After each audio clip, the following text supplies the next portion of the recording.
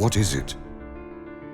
It is passion and style, heritage and diversity, creativity and innovation. It is about making exceptional things, talent, inspiration, engineering, design. We know how to make life worthwhile. Curiosity and dedication, bravery and imagination, expertise and precision. Vision, we've got it, but there's so much more to it. We think big while tackling the smallest details. We're imagining future paths while being inspired by our living past. We're builders, innovators, artists and scientists, but as you can see, there's still so much more to it. Everyday visionaries, original and refined, stubbornly authentic, with unmatched quality on our mind. We are all this, and you can be too. Every time you live it, wear it, feel it, taste it, you'll know it's true. It is our brand, cool and unique. Italy is simply extraordinary. Be it.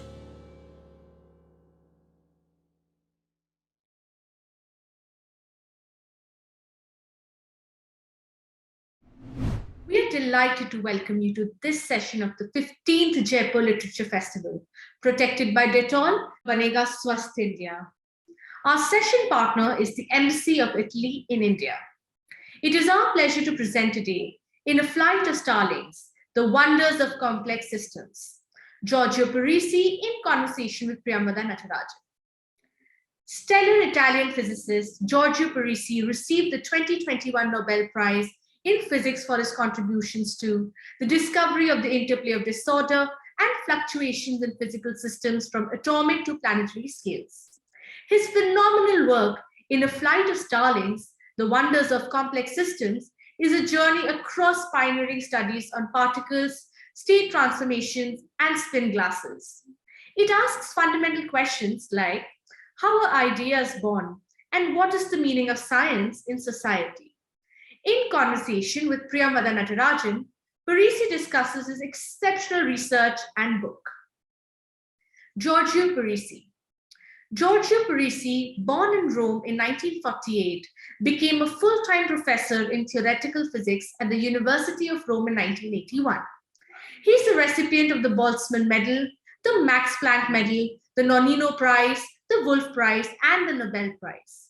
Parisi has also been the president of the Accademia del Lincei. Priyamvada Natarajan. Priyamvada Natarajan is a professor in the departments of astronomy and physics at Yale. Her research is focused on exploring the dark side of the universe, the nature of dark matter, and black holes. She has also serving as the current director of Yale's Frank Program in Science and the Humanities. Please feel free to send in your questions or comments by typing them in the comments section. Do follow our social media handles to get notifications on the upcoming sessions. Please tweet using hashtag Jaipur Literature Festival 2022 and tag @JaipurLitFest. Ladies and gentlemen, in A Flight of Starlings, The Wonders of Complex Systems, Giorgio Parisi in conversation with Priyamvada Natarajan. Welcome to everybody from New Delhi. I am Vincenzo de Luca, ambassador of Italy to India, and I am happy to introduce the conversation with Giorgio Parisi on the subject In A Flight of Starlings, The Wonders of Complex Systems. The conversation will be between Professor Parisi and Professor Priyamvada Natarajan. This session was facilitated by our embassy in India for the Jaipur Literature Festival 2022 edition. It's a true pleasure and an honor to be here in the company of such a qualified panel. I am particularly grateful to Professor Giorgio Parisi for accepting the invitation to attend the prestigious platform, one of the most important and diverse literature events in Southeast Asia. Professor Parisi is one of the most exceptional minds that Italy has, and it's a great opportunity to share him with the Indian and international public. Throughout his career, Professor Parisi has given an enormous contribution to science and physics, receiving important recognition from all over the world. Most recently, as you all know, he was awarded the 2021 Nobel Prize in Physics for his contribution to the discovery of the interplay of disorder and fluctuation in physical systems from atomic to planetary scales. He is the 21st Italian national to receive a Nobel Prize. He is an authentic Italian scientist, born and raised in the Italian academic system that continues to breed great minds and exceptional professionals. Your presence today, Professor Parisi, is an inspiration for all generations, especially India's youngest one, which have a vibrant and challenging future ahead. The wonders of complex system is the challenge of today's world, that is more and more a complex system. Inequality, climate change, pandemics are the present complexity that more and more need an holistic approach, a new, more inclusive, fair, sustainable governance of the world. The conversation that follows will see Professor Parisi illustrate with Professor Priyamvada Natarajan his research and new book, A Flight of Starlings, The Wonders of Complex Systems. While reading some passages of the book, I was impressed by the detailed description of the process behind on the birth of an idea. It's so relatable. I'm sure it will inspire more and more great minds. Allow me to thank Professor Natarajan for accepting to moderate the event from the United States. She's another example of Indian resilience in the world. My deep congratulations and best wishes for your future career. I'm looking forward to the conversation ahead. Once again, Professor Parisi, grazie for keeping the Italian flag so high in the national scientific community and for your exceptional contribution to the work of scholars and future generations. Now I leave the floor to Priya. Thank you. Ambassador De Luca, it's an thank you so much for this wonderful introduction. And I'm utterly delighted to be here and converse with the absolutely wonderful scientist, incredible human being, supporter of science, Professor Giorgio Parisi, who also just happened to win the Nobel Prize in Physics this past year. He has been awarded many, many honors, and I'm sure it will emerge to all of you from our conversation today is that is not at all what motivates why he does physics. He is an incredibly curious mind, and it's a real privilege for me to have this opportunity to talk to him a little bit more in depth about his journey into the world of ideas in physics and what got him there. Professor Parisi, welcome, and we are totally delighted to have you be at the Jaipur Litfest virtually, even though it would have been wonderful for all of us to meet in Jaipur. Okay, thank you very much. Thank you, Priya, for the wonderful introduction. Thank you, Ambassador De Luca. It's very kind of you, all the very nice words that you have told to me. And let me hope that in a near future we can meet somewhere in India. That would be great.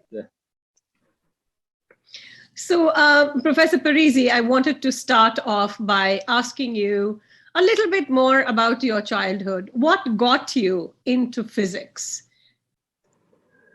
Well, when I was very, very young, I started, my mother tells me, I mean, I really don't know, but I know what my mother tells me, that I started to be able to read numbers quite young, 3 years, 4 years, something like that.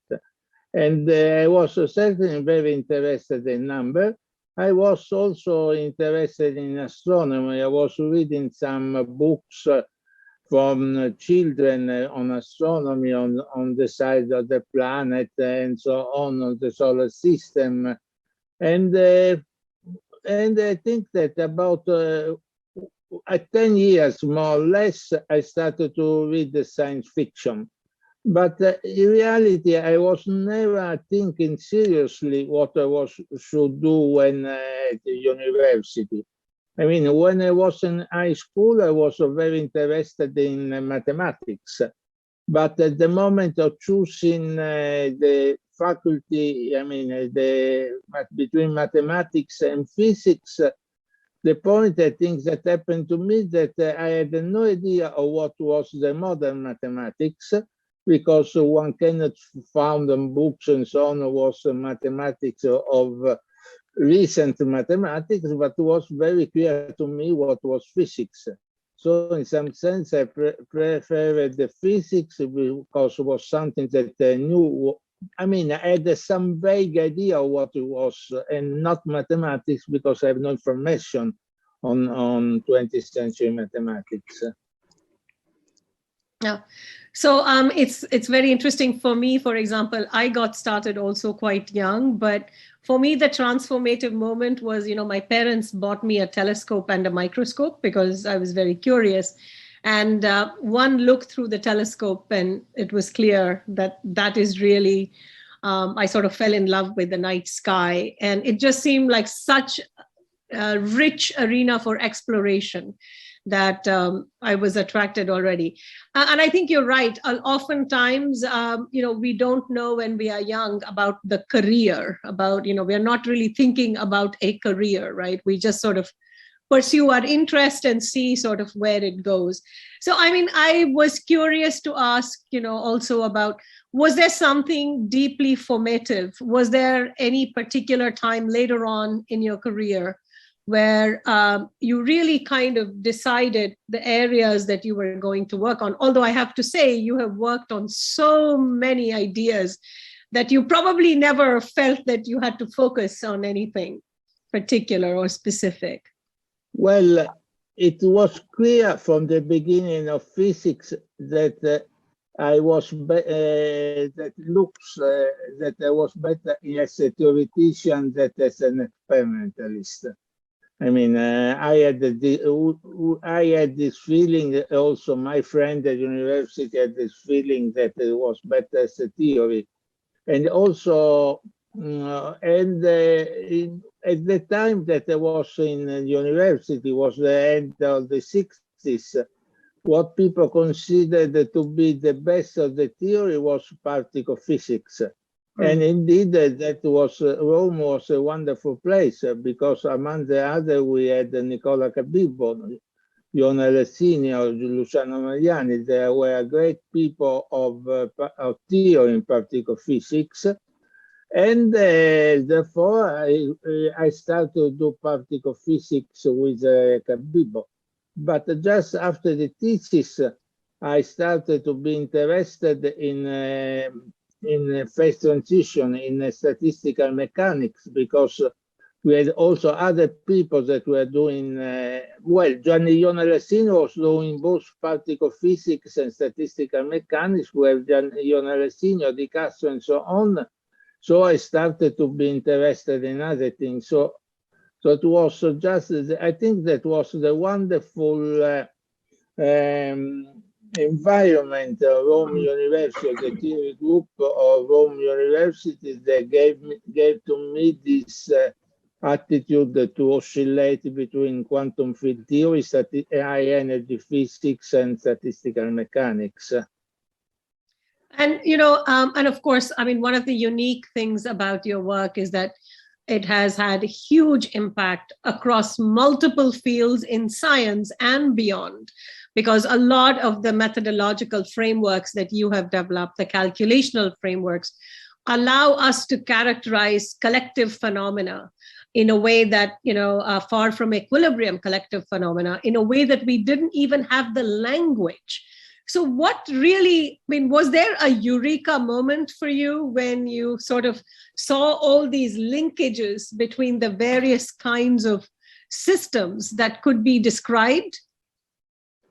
No, not really, because it was some kind of a gradual recognition, because most of the work that you are describing applying my ideas to other systems, to other fields, was done by other people. And for example, one very important conceptual step for example, I did with other people the mechanism of stochastic resonance.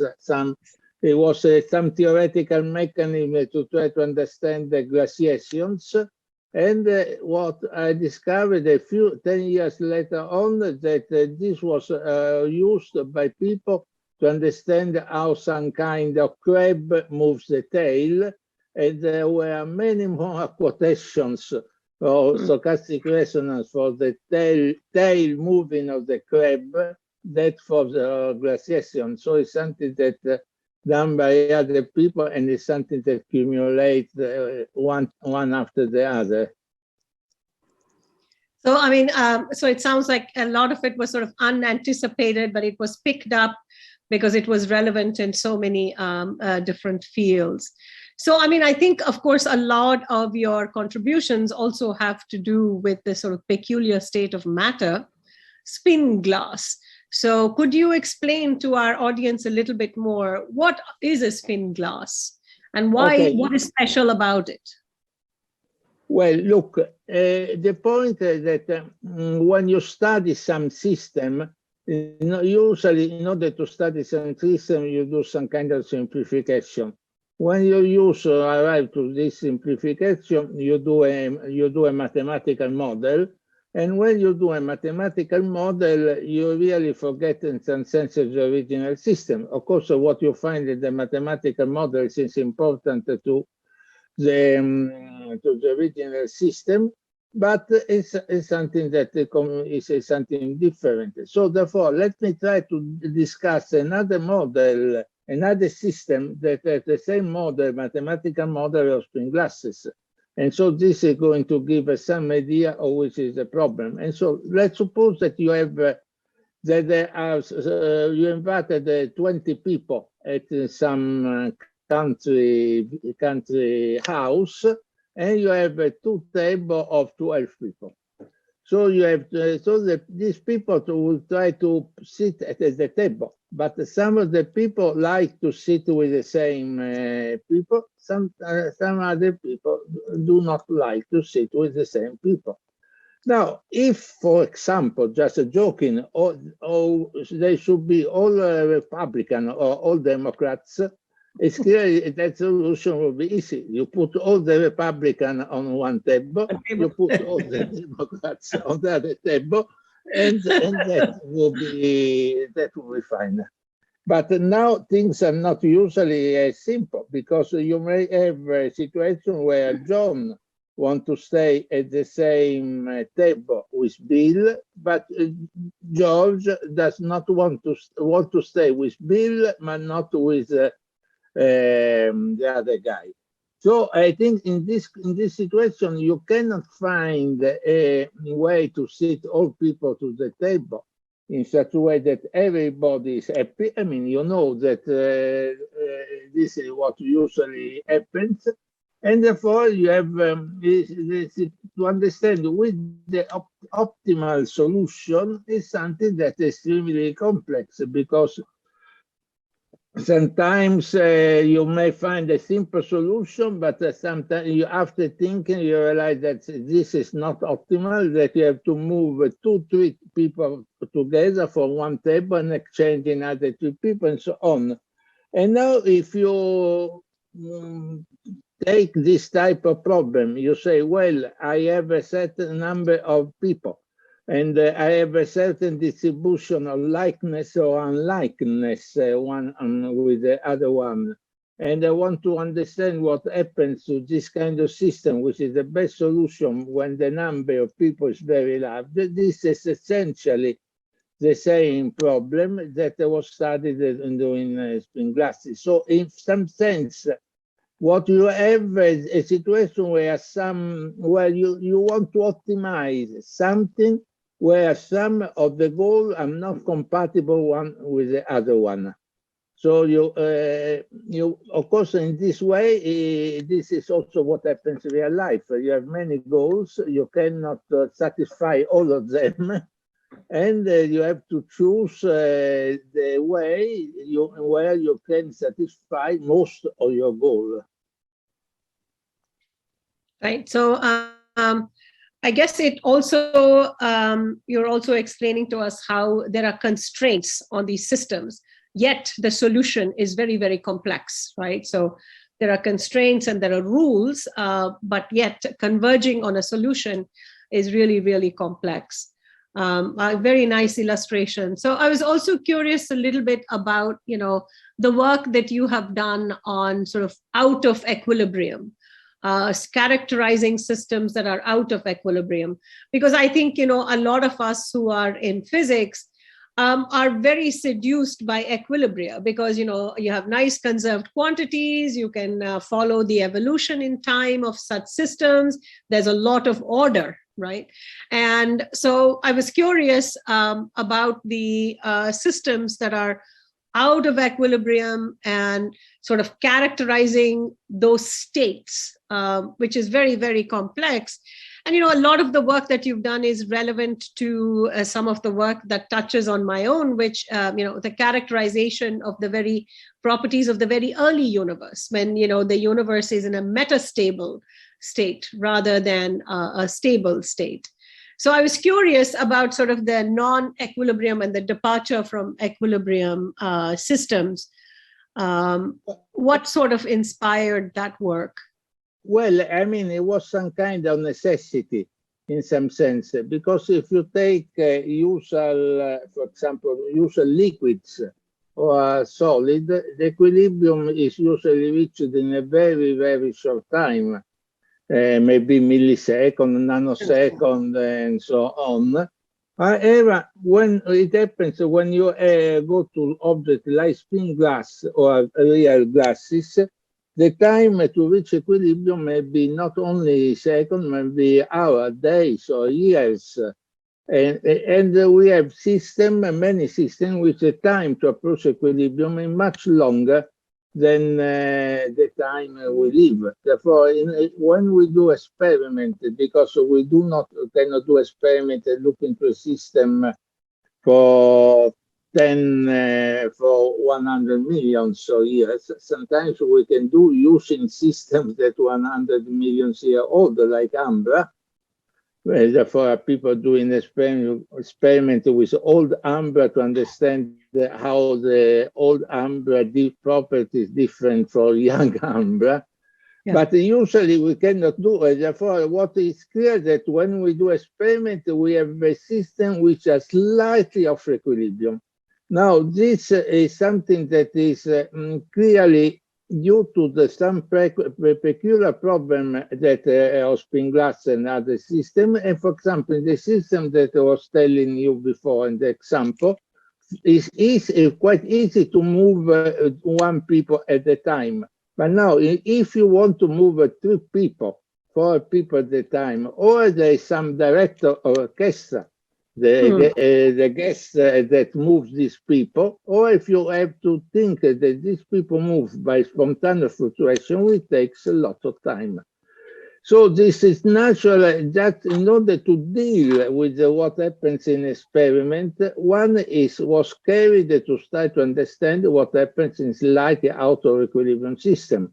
And that was, as you say, is much more difficult, because when the system is slightly out of equilibrium, also slight, you lose many of the properties that help you at equilibrium, and things becomes much more difficult. We have to introduce new concepts and so on. And there is really an incredible amount of work to understand, to characterize what happened to this system when they do not stay what we call thermal equilibrium. Right. But I mean, I think the, sort of the fallacy that we have is that, disordered systems are actually hard to characterize. But I think your work has shown us that even disordered systems can actually be characterized. So you can have dynamical sort of scaling arguments, and, especially even interfaces. Your work has shown that they sort of dynamically scale. They may appear to not have any order, but they actually do have order. And this is where we come to flocks of birds, right? So all these systems that look like, they are sort of haphazard, there's actually a pattern. There's a very clear-cut pattern. So I want you to talk a little bit about your book and the starlings and the flocking of birds. Well, I think that I don't know the situation in India, but at least in my country, in Italy, starlings come only in the winter. They arrive in November and they leave at the beginning of March. So they stay 4 months and they go into the south during spring and summertime. They are, most of the fall they are in the south. In the north, sorry, they go to the north. They go to the north during summertime. And they come in the winter to Italy because it's a relatively hot, not so cold place, let's say. And that is what happens. And therefore,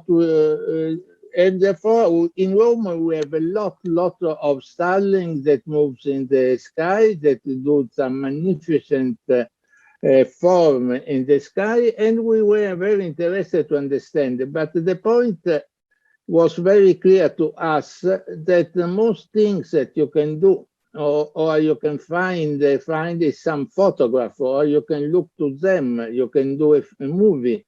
But when you do a movie of 100,000 birds, you don't understand which a real three-dimensional shape of this object. You see only the projected two-dimensional shape. So the type of things that we were interested was, in this case, was more an experimental. It was really an experimental problem. It was not so much what a theory, but it was a real experimental. And the problem was the following: that we should get a three-dimensional image of this starling. Now, when you want to have a three-dimensional image, and usually most in our life, we know, we have to look with two eyes.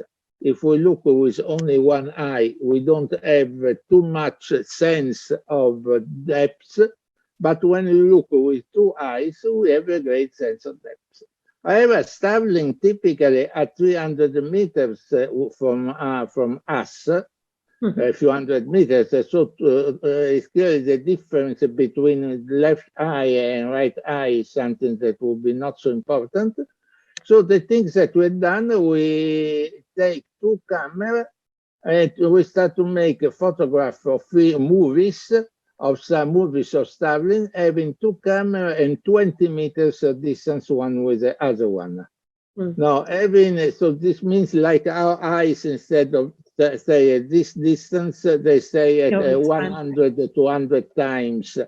And now, when you do this photograph made for starling for some systems that are like this distance, you see the same flock, but you find a slightly deformed flock. I mean, the form is nearly the same, slightly deformed. And after you have, from this, in principle, you can compute the distances that you have. It takes a not easy job, because you have to know in the flocks which bird is the bird in the first photo and which is the bird in the other photo. But at the end of the day, after spending 2 years and so on, at least in preparing everything, writing the computer code, doing the observation and so on, also the electronic control of the machine, because we want to be absolutely synchronized at 20 meters of distance, because we were able to find which was the position of this bird with something like a 10 centimeter accuracy. This accuracy, 10 centimeter at a distance of 300 meters, was essential, because as far as one bird was distant from the other one of 1 meter, in order to have a clear information on the relative distance, that was important. we did this kind of analysis, and that was a really great experimental work. And therefore, the first thing that we discovered, which was the shape of these rocks, because of looking to the rocks, you don't understand which is the shape. And I would say that the shape was something, they were more or less something like an omelette, if you want, something that is flat, but not too high, that may have some wiggle and so on. But after, and also what more past the time, I left the experiment, but other people went on. It was so important to measure the speed of different birds, and also to see and also the acceleration. I mean, because when they have to turn, therefore they have to turn one direction in the other direction. So they have to have some acceleration. And we wanted to understand where they start to accelerate, which part. And therefore, what we discovered that was some birds more or less in the center start to move. Sometimes this movement is followed by other birds, sometimes not. But it was most of the work that I've done was really in this case to get data, to get evidence of what happens beyond the images that are very nice. So I also want to talk a little bit about a lot of the work that you have done for the scientific community in sort of the advocacy for scientific research, both in Italy and in Europe, with your Salviamo la ricerca italiana movement. And so, I mean, what motivated you was this really trying to understand how to develop the talent in Italy and retain them, and also have a scientific establishment that provides a living wage to scientists, right? So that it's a profession that remains attractive to attract talent. Well, the point was the following. First of all, I have to say that I was following the problem of research financing for many years in Italy, all the details. What I knew that was happening, that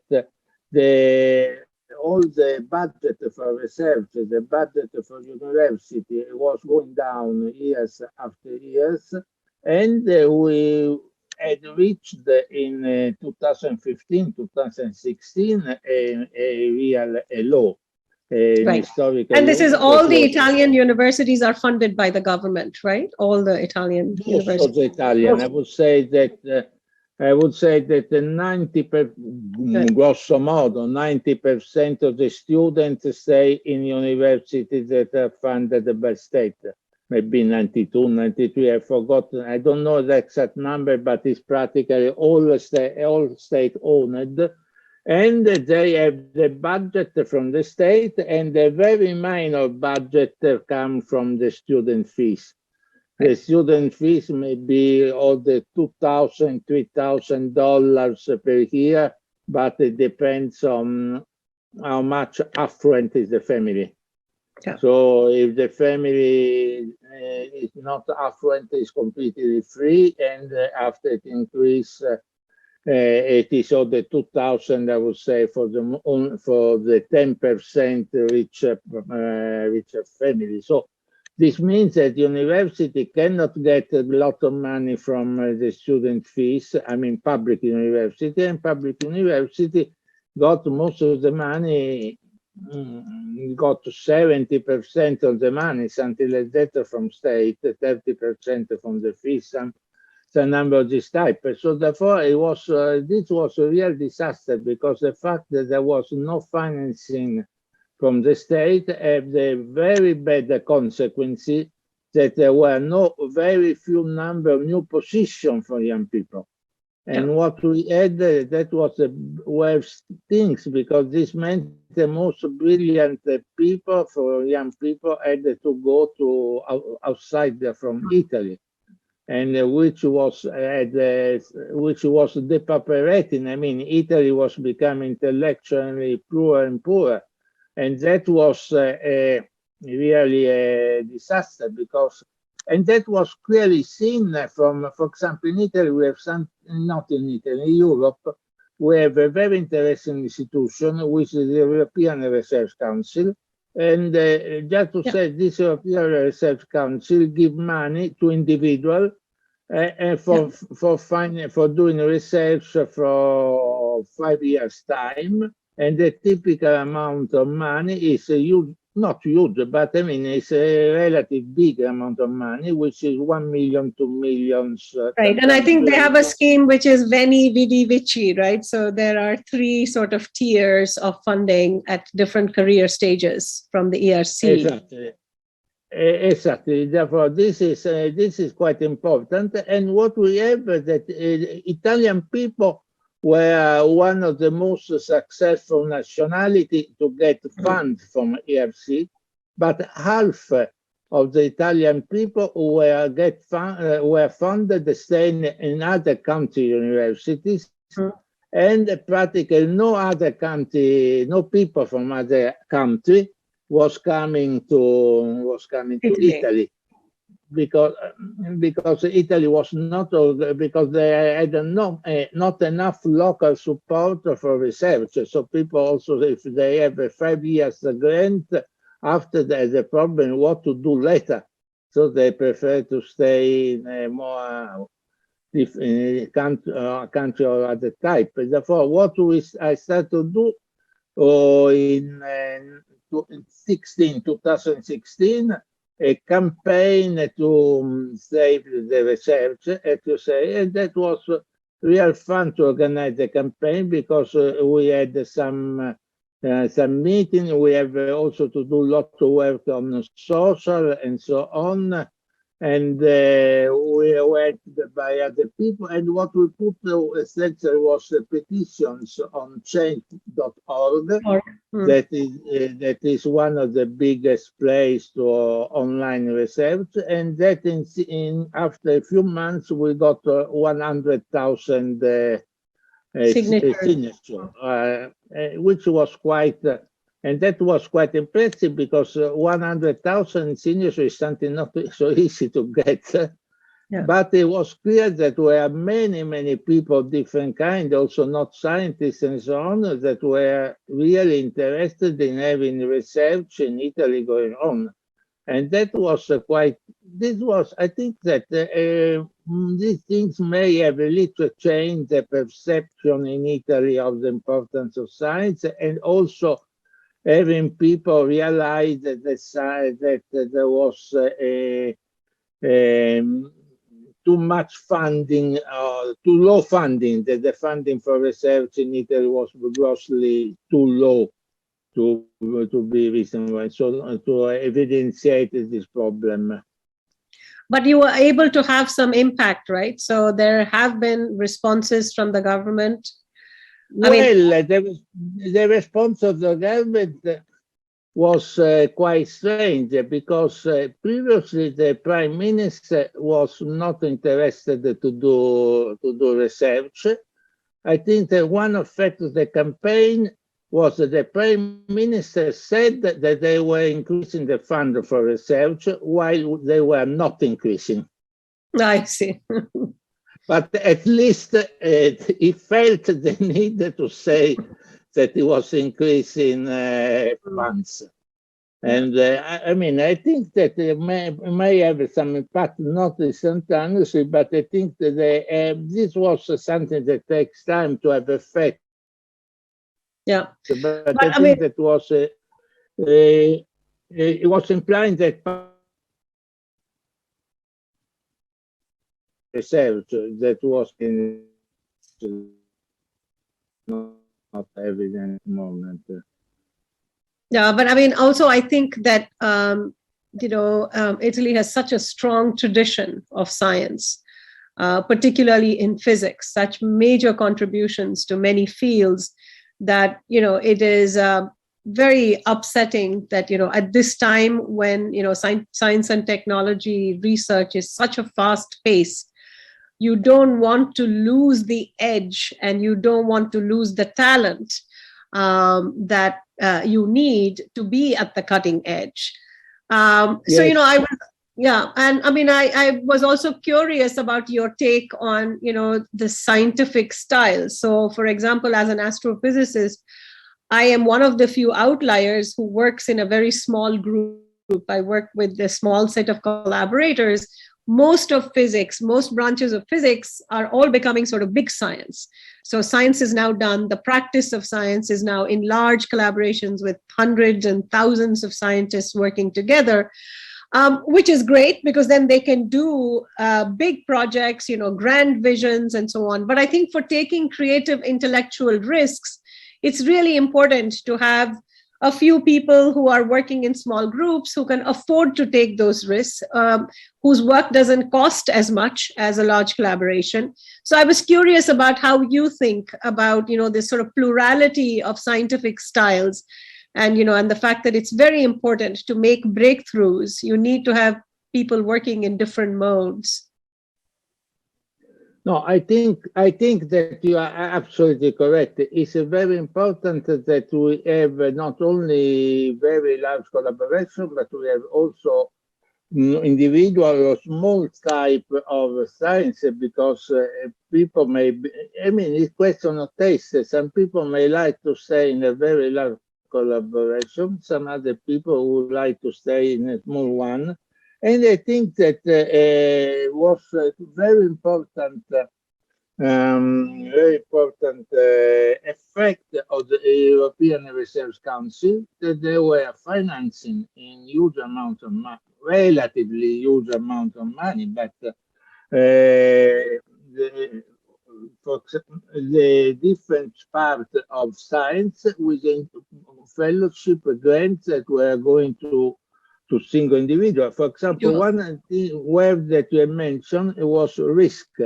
When you, I mean, I've been for a few years in the panel of one of the many panels of the European Research Council that to give this type of grants for physics. And the thing that was written that people have when the referee have to judge the project, they have to consider if the project is a high-risk project, and of course high risk and also high profit. In the sense that the things may be risky, but it is risky for something that is worthwhile, of course. And the projects that were high risk, but with a possible huge amount of return, should be preferred. So the typical things that the European Research Council wanted to do, just to research, to select this high-risk project. And of course, if you select 100, maybe 50%, 20% will be successful.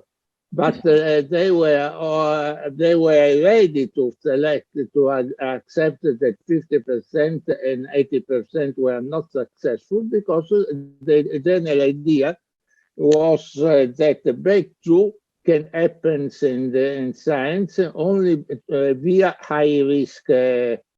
It's just very hard to predict the future, where the discoveries are going to come from.